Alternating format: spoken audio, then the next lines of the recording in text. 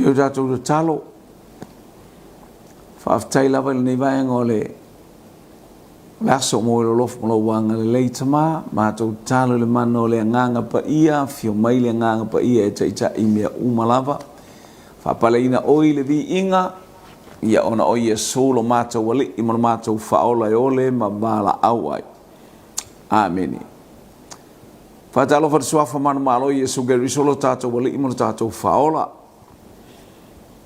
Penga te whaelangi ma so stafo mwhaina mo meli le tātou polo kalame le nei afiafi e leanga le lei o le atua. Whatalo whai wompa anga le tātou ainga ia leanga le lei ma le pa ia le atua mo oe ma i tātou umalava. Ano le whatalo fo le tātou whalewale se le global kingdom. Mai langata fo le whatalo fo le RCTV. Hallelujah, ona ole anga le leisi si ese o le atua iana au ona whafoeina por kalame te itasi e moli le itu ma le atafa. Hallelujah, ole lalolangi. Ia le anga le lei o le atua e maisi si o tātou watunu upele o Samoa. Vi ia le le anga le lei o le atua whatalo fa upenga ta whailangi. Hallelujah, ile aingo le whatotua balo le soifua. Olo palasi si wanga la ititi. Il teimi nei o le tau Samoa le plus na iwanga. Mi ia le li o lo o ia ile. Mātango fia o le atua whasusuina. Le lo po le le tau e mātango fia. Manu iai oe po le tau le taeao. Po le tau le auli. Po le tau le afiafi. Po o wanga. Po o wanga mua. Po o wanga muli. Ia ile anga le o le atua ile nei vaenga o le aso. Hallelujah. Tatou whaso le nei afiafi. Le tatou te tilo lama. Hallelujah. I tu langa o le tātou waba i atu ma le tātou sā vali atu i le kirisimasi, le vai aso le kirisimasi. Ia ina ia whaamalo sia ai lo soifua au auna malo uola au auna. Tātou te wa ai atu i le fionga pa ia le atu amana na whaatonu fola au. E winga i mea umai aona e soifua ma o uola ma tā sā vali ai. Ia vi ia le li. O le au ma le tusia teu te nome o le tusi muli le amose ia il tusia mose muli le ia te utel nome. Hallelujah. Il mata mua au no fai upu e ono te fia mai na fai upu ale ono te au mai e fai foi ma fe au tau moli o nei afiafi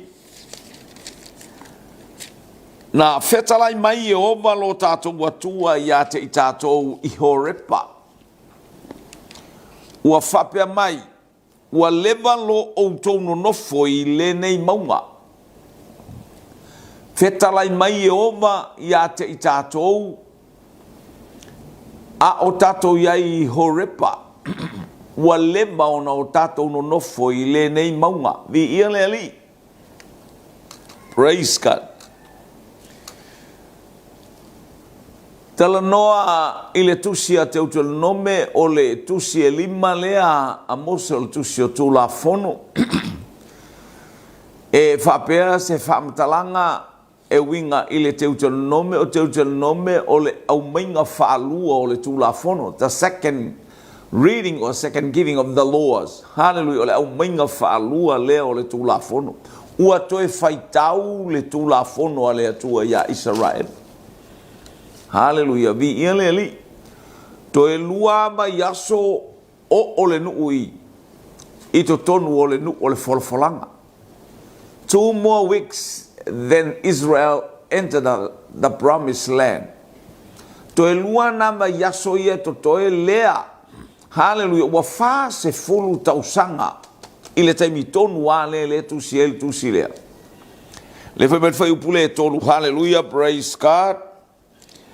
O i le tausanga e whanga fulu, whai pue tolu. O le masina e tasi le se fulu ma le tasi. A le masina le se fulu kasi a ole. A le tausanga le fas fulu. Ma tau lia fas fulu tausanga le fasa vari el nu. Toi fafo i el nu. Leo tau nu tonu a le masina le fulu tasi le toi lua ma yaso mana yaso. Lea e ta pena ele nu e enter le promised land. Ai oti loa mose. Na umalona tala noa mose ma toi whaitau tusi. O ti loa mose. O le aso mua o lona masina. O na whai atu ai leo mose i le whanaunga Israelu i mea umalava. ma polo ai mai ai ova ia te ia e whai atu ia te ilatou. Ole teu tel nome, ole toe fola fola ina e ese le tupulanga le ua fola fola ia i le tala le lei.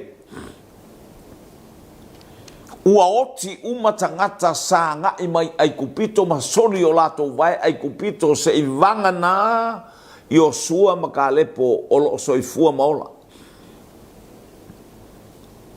A o tangata lava na ngai mai ai kupito pe 4 miliona. Ua oti umatangata ile polkalame ele atua.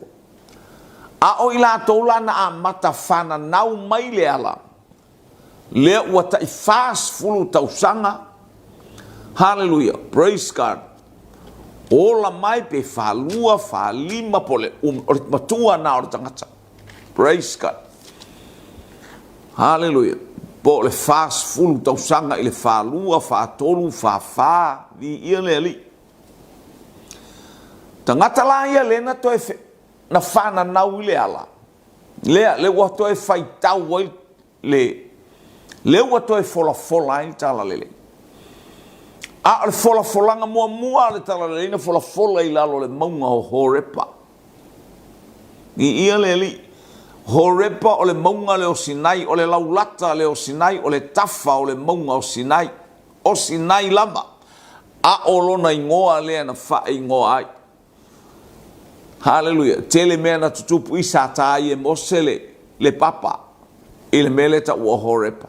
Vi ia le li. Fo mai ua leva o na utono nofo i lalo le nei maunga. Praise God. O le foi upule le tau. O le sila le atua i le sabalinga. O le umi o na ngai mai. Hallelujah. Umi o na whaasavali. Praise God. O le nuk we whaiwhaianga le nuk.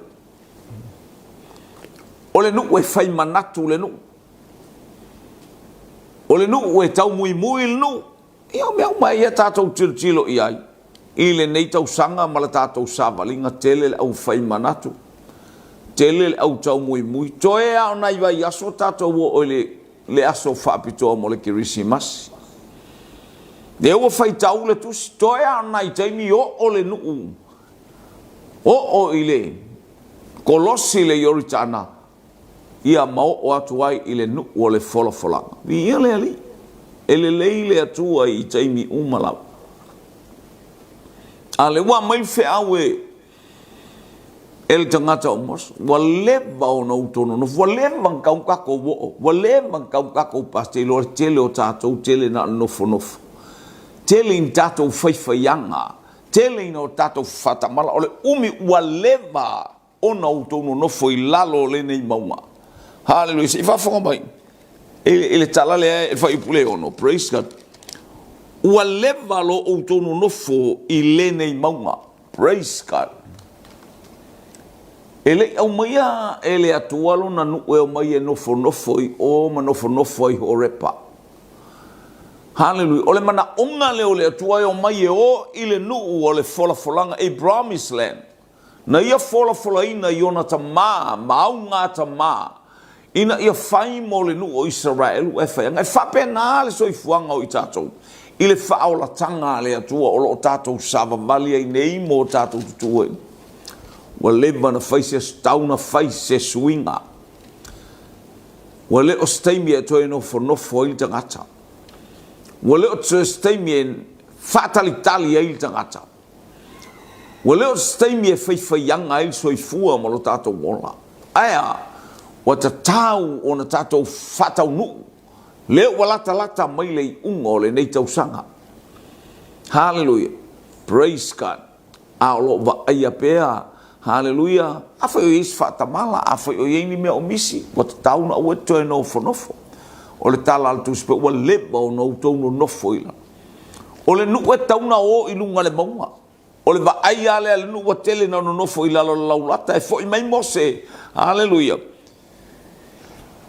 Ma papa ma au tu la fono lea na toe lea na alu mose au mai wa sui me fai al nu te loe umilona e nofo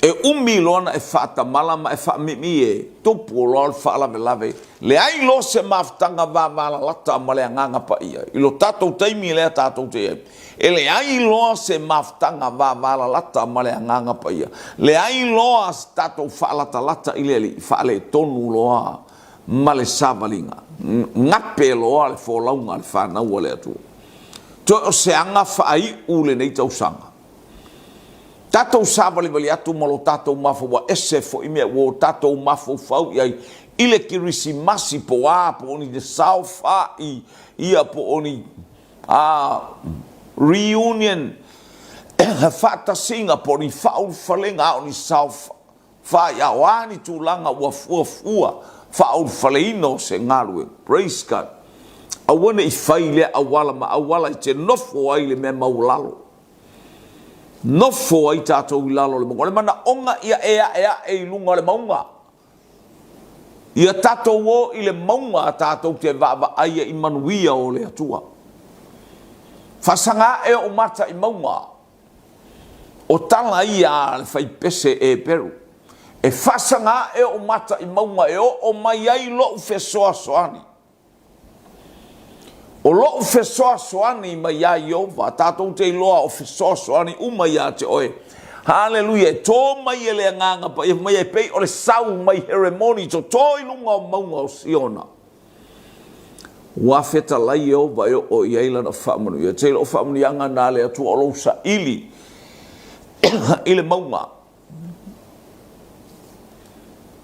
mo te imose le ba ai atu I se ata wana I loa atu solo atu a mose fasolo solo atu a mose ele o alu mose anga ilalo lai alu anga ilunga aiva ai mose ole afi le me ole tilo a mose ole malama ole afi au anga ipea mose hallelujah praise God ole tangata tausinio fi nau hallelujah fia mai po le Halloween ole mele ua te I mose I le vaai le afi mu sae. Ua te I mose I le vaai se afi ma tautia e vaai se la au. Hallelujah e mu le afi. Ai le faa umatia. Praise God. Ni ia le whapena vaai le au soo. I le taimina tilo ai le au soo. I le afe au pito alunga. Ele ino fonofo le au so pe o mele tatou te fa ua leva o no tono no foi le o se be o mele nga mo le ngof alu le sil to lu o le si alu le sil ava le alu le sil afino le sto e alu wartanga ta ilona afine fa pena me muli lua fa me o siva o faita anga hallelujah o na anga ma me uma lava aisea ua leva na no foi semea ua tau no fai sau savalinga fai se fainga ia te oe. Make a move in your life and my life and everyone's life. Wa tau no fai se ngā yoinga. I ia le toa le ano nofo.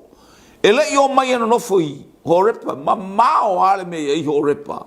Ma le me I le nu o le folanga. O le mana onga o le atua tu ilunga e savali. A ele savali. A ele ngā yoi. Ele ngā yoi mai I le atua. Ele ngā yoi le malama lama o le atua ilunga o le nu. I ia le. Nata lata mose va ai mose I ai ole afi male la aue mumu ai le fa umatia le la aue vatu ai mata ala o le la au hallelujah ai puna mai ai le afi praise God te lo le atale na vai ai le au I tangata ilunga I le va ai le feo I o tangata I le va ai le feo I o le au soo Fewa I o le au apostolo a o lau fai wafi e tau mai ai oka o le afi le saba bali e tangata. Ai le eisi tangata e wha umatia e le eisi tangata e mu e wa ai atu. Na o wha manuianga ma le tau tala mai I le manu malo, tau tala mai I le malosi, tau tala mai I le ola. Tau tala mai le wha au unga le atua. E mau e peru o le atua o e peru o le atua I maunga. Le fa pe ai ta vita e fa sanga e o mata I maunga e o mai ai lo ufisosoa. Wo o te mina o mai ele nu e fau fale le atua ina o to e fo i mai le nu le tawhianga fitus furu tausanga. Le fitus furu tausanga. Wa whaatonu e le tupu o Peresia sa iu tae to e fo i mai e.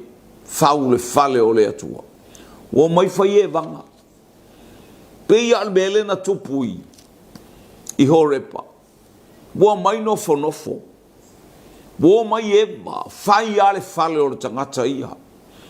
Fai a me mana o le tangata ia. Wale fai a se ngā ruenga. Hallelujah, fa mai le o le profeta o Hakai. Se i o tau mafau fau i o tau wala ma mea ia o tau fai. O tau fai o tau fale au le leima o tau fale tā i le papa. A le fale o le atua o tau whaata mala i ai. O tau le fai le ngā ruenga sa o tau o mai e fai. E iailas foi upul nai whape ai Hakai mata o mua fai upu e valu. O lea o mai e o i le maunga e tā mai ai la au e fau e fale. O mai e o i le maunga e tā mai la au e fau e fale. Fai se ngā luenga. Fai se whainga i au ale nofo nofo. Pi ia le ali. Ai ngō le atua. Praise ka dua leba o tātou no nofo. Pei o le toi wha marosi au le am.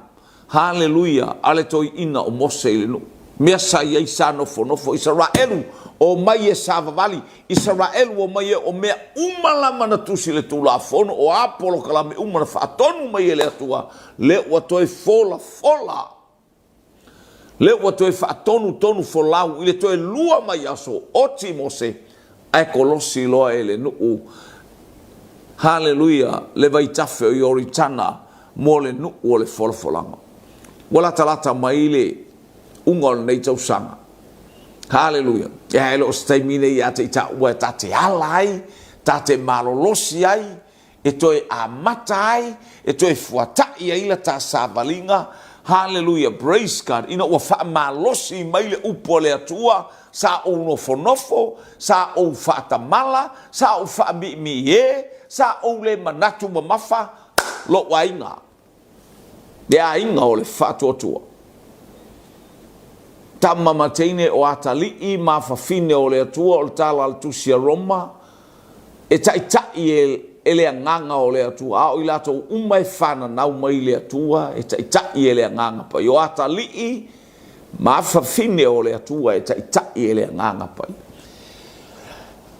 mana ia fe au mai mo lemba ta nofo tau sanga atoa o le mea tasila tate nofo ai le nofo ai listanga tauna fai se whaingo, tauna ngai oi, o ame tauna wha ma ite ma wha ngai oi o le tala noa mai lea nganga pa ia, wa tauna tātou wha malosi ai.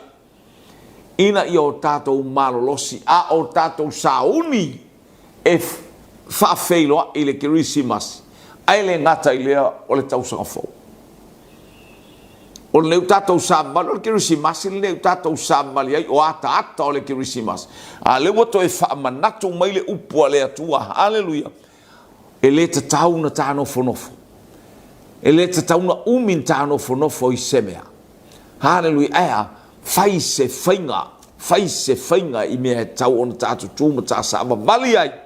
Hallelujah, a o tā vaa ai atu le fotua i mai o le unga o le tausanga. Ni ele, te ilo au he. Ele nofo le ali o nei lalo langi. E makua pisi solo satani. So o se mea i kua o lu fale ka milo i lu fale so e se awala i ate oe. Halu i lau maluenga e ka milo aku e ui mai istangata pe abava e tua matua ma mafa tele le whaau unga na i ate oe. O le mana unga le ia tahinu le whaau unga i tata e ele le whaau unga. Le whau unga lena baba ai ia eskielu. Na fua e eskielu le vai. E fua atu ua ngata i ona tapu vai. O tapu vai. Wa te i eskielu li toe savali atu e mai toe fua. E fua atu o i tuli vai. E toe fua atu o i sulu ngā titi. e toe fua atu wa au ta malo o tangata atu e ma o mia ia ta sa vavali le fauunga ia ta au ma ta tofu ma ta e ele haleluia ina ia fa malo sia ta wa aua ne iai se ama no le anga te lo na ia te ole pule male man te lo le pule le tala no ai tangata winga ia Yesu Keriso atala no Yesu se me ai o sole ele ai se tangata ua ufa longo iai pe o tala noa tangata lea o le tala noa tangata ua iai le pule o le pule le atua le tala noa wa fo ina o le atua ai mawhai ai ona ta ofi haleluia na o le atua ai malolo ai le ma i le vainga le atanga na o le atua haleluia praise God e pupula ai tau waso na o le atua e tuli ai te moni o le pule le mai le atua e whaalongo ia ia nganga le au te ia Yesu Keriso o ke il mai ia Yesu fai mai tala ta sole le tau tala ar tangata o le tau tala la bar tangata o ia le pule tau tala i le pule nga le kau kala ku ilunga ka pipiri na ar tau tala pula mal tau aso o ame umana te foi ke mongi e fele lei solo tuli fafo aya oi e te lo le pulele o tu ina mai ya te ita o le mafo ngar ke mu o satan te le mafo anga na o le keva solo wa ku mau mai e pala lasi ni mano a nganga fasala be yo taftafa ai le tai wale kai mai ya oi a ola ina e mauti no ai sea langa ole le awane e no fo umi sebea awane e no fo awane e fata mala haleluia awa e te mata moe haleluia aya tatu la il fe awale atu wa ta falongo wa lemba na e no fo ina wa lemba na e no fo i wa lema na ona tatou nofo aya te tauna faise ngai o inga te tauna sa mali wa lema tu mai le nu o le folofolang a le woto nofo i ele kai ako o vi ele te loai te mu satani so se me o fia sau ai sea le ngol suafo Yesu Keriso suafo le pule wa foa ina mai ia te ha wa foa ina ia te oi o ila to umai fatu o tu e suaf o Yesu au ila to uma natalia o ia ma fatu o tu e lona suaf na vatu ia ile manuia ma le manu o ka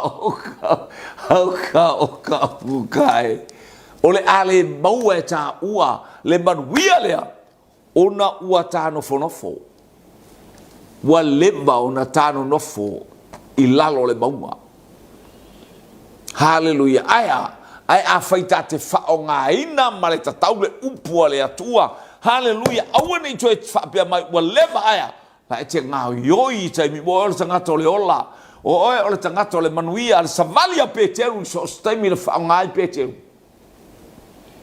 e la foia le ata malo lo le tangata kei loe malo lo le kangaka ile va ia ku ia ngaru e ngala fai fa sona ka ngaka la ele ka ngaka le la sole ele malo lor tangata la le fo sa vali atu malanga la le fo sa vali aku malanga ofe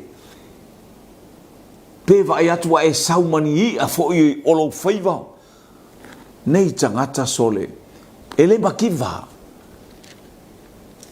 ele kausu e sanga mea ai waku i aho o fo ingaru u ka sau au fai sau o kalo ka amu ai a fai fo o tafatafa o le fale te ilo e malo lor tangata pe ava i au ngaru e ngana e fai haleluia hele ngata fo au ngaru e ngalofa fe soso ni atu tufa atu fo wa i atu e malo lor tangata o winga yo la foia o ata o lo bolanga malo bolanga le soifua au no tangata e manuia ai le tangata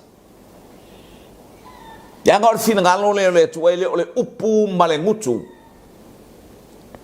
har malos ngaluenga o ngā luenga e whaatino. Ua lefma ona no nofo. Ona utou no nofo I lalo o le nei maunga. Tula ia, sa vavali ma tau atu, sa vavali loa, ngā ioi mai le atua. Whai loa le atua le ala I te anga ia, iwi ia le ali. Praise God, hallelujah. Ni ia le ali. Tuli ya I solo e saulo tāmita. Ngā lue mai saulo I lona malosi. Hallelujah. Aya, le anga o le maa, o le vala aua le atua, il soifua o le au onga. Lea e fua I ai mea uma. La le watu mai fo ilunga le maunga. La le wa vala au mai. Apineru!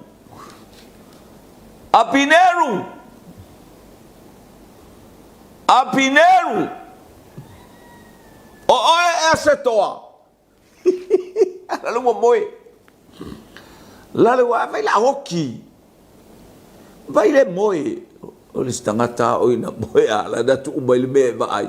La datu umai le mea ai ale ai. Ngai toi umai ale ai. Ngai le fai saka a. Se toa e a oe. O oe o tangata wa tauna oti. Te le vai fa leilo matai.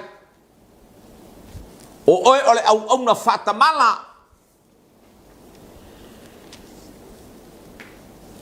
Kua apingifo. Le leo leo ka vika. Le leo ka kare le kau ki suea. A o saulo. Na nofua na ilunga o saulo na langona le leo langa o le leo le na te tulia. O le leo e leo oe lo watali. Tavita. Na tuina mai oe le atua ia te au le aso nei. Hallelujah. Au te pao o le oti ia te oe. Praise. Alale wo mai ngau mai e suaka ka ala wo mai ngo foi la. Ah. Pia ona fatu ia te oe. Praise o nganga fa sala vei. O le teimi tate ia lunga o le maunga ele o lalo le maunga. Tate ba aia I fa manu yanga le atua langa o ta o le ata o le maunga o le ata o le mea fio I le atua tate sa ili le langi. Ile mea fio ai le sili ese. E ala I le taita inga le nganga pa ia. Praise it. Tate fa mua tate fa maua lunga ina le atua e ala I le vi inga mara tato vala au fa ne el swaf o le atua. Saule o le atua e fa manuia ia te oe. Via le sa moa. Lo ua tunu waleba na no folenu. Waleba na tatauna o fonga. Ia se vai le uko o kaka ko o fa se fulu tau sanga to e avea I tato wele to. Ai sia ngofo. A fai o fa fainga ta ya te oini mei. Hallelujah o tasa uni atu mo le Christmas. E lang fa fainga ta no wa enofo. Ua fai le maso, ua fai lo malosi. Fai le poto, fai le angavaa. Fai le vai ngata ia te o ka malai, ele popole haya, lai matua e mafatia. Praise, wa tauna fai se ngai o inga. Wa taun tato ngai o ile mea lai fina ngalo ia ile atua. Fasa vali, ai ngole tuele ngata ina fasa vali, oe fasa vali le whanau, fasa vali le torua, fasa vali le kalesia. Hallelujah. Ile mea fina ngala. Au tatou ti tau whanau. Tatou ia yaso fi tau aso ti. Hallelujah. Ta pena ile langi male ola e whaababau. O le ata o lou enter inga o le promised land. Wa o mai taim. Ni ia leli. O lo ngā ioi solo. Peno whata o lo ngā ioi satani so se au wala e. Wha umatia ai oe. Whaia ina ai oe. Ia matuapa ngā tia ai oe, ai so se taimi tate tu tuai le unga le pule ma le mana, le loto wha mawalalo ma le loto salamo I luma o le atua. Vaa ma ai atu mata o tato wanganga I le ali. Deu wha mai o I lato uma natalia o ia maa wha atua I lona suafu. Na ia vatu ia I o lea manuia ma lea manuia. Ta ua I lato o whanau o le atu. Praise God. Ni ia le ali. Wa leva na no fo i lalo le maunga. Wa leva na no wa tauna o le no. O le mana onga fo i le orta. Tele me o e mana o e taun fa taunu ai langa le no. O lea e te no. O lea e tele o ngaioi. Nelo o faistang. Praise God. Sta sa valinga. Ta tele o tu e fa taunu le men tau mai ta sa vali luma. Hallelujah. Ia le o tango mai le tu e fa ta amilo e fa se fulu tau sanga ai le tangata na mai ai kupito. Le o toe o le tupulanga fou a new generation. O le tupulanga yo so ia iloa ia o iloa ia tato ilo o tato o le tupulanga fou. O tato o le new generation, and this generation is the ending of everything. O le tupulanga le umai me uma. Fe mai Yesu ele mavae le tupulanga nei. O le tupulanga Yesu e o mai lo tato taimi. O le tupulanga Yosua. Jesus generation. Bi ia leli ina ia fa amalo sia ai o e fa amalo sia ia o fa amalo sia i tato. Wale von tato no foi lalo le nei maunga. Praise God.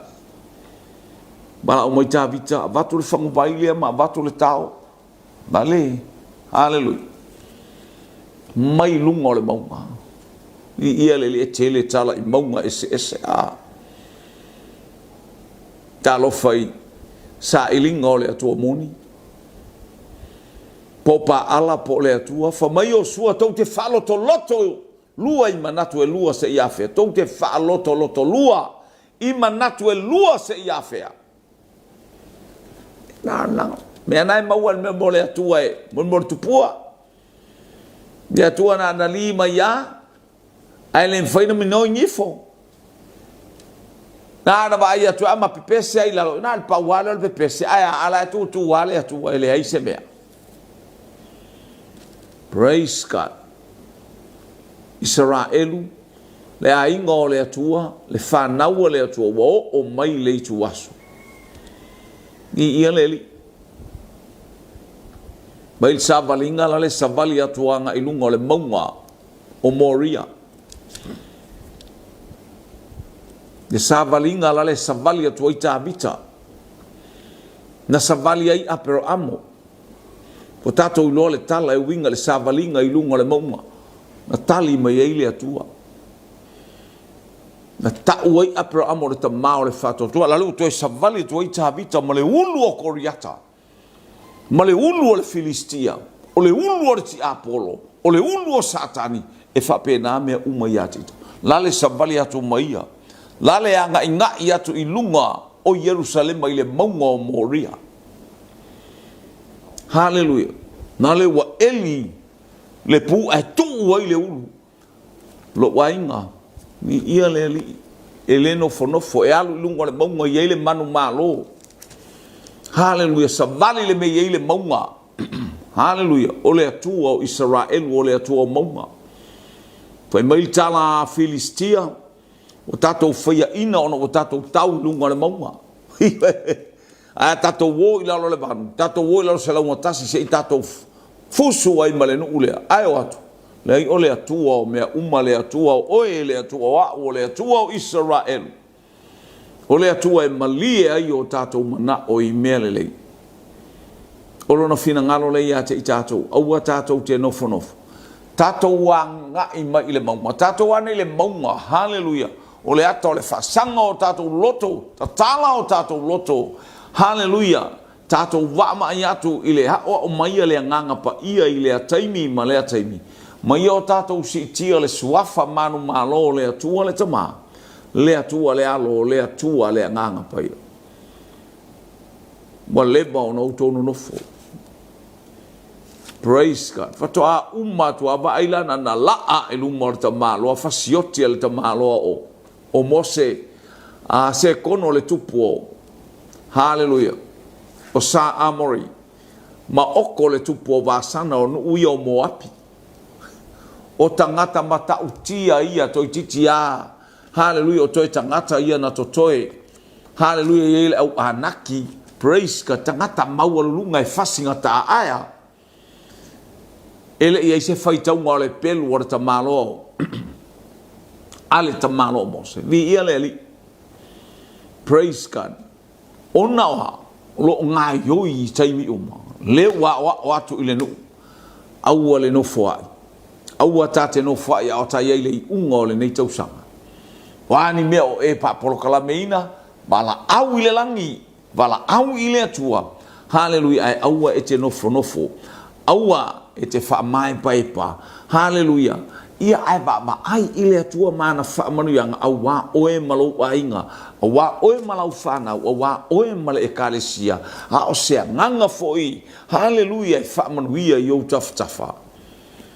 O le upune ale atua nei afiafi. Tātou tu lai mo tātou uani.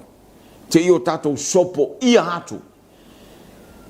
Le mea ua feta lai mai ai le atua. Tātou sāwari vali atu mo le kirisi masi. Hallelujah nga i atu i le tausanga fau o mea o lo tātou tau whai tātou te. La sia i le whaai unga o le nei tausanga. Ua toi o seanga ona tātou ba aia lea o le wha manatuina o le kirisi masi.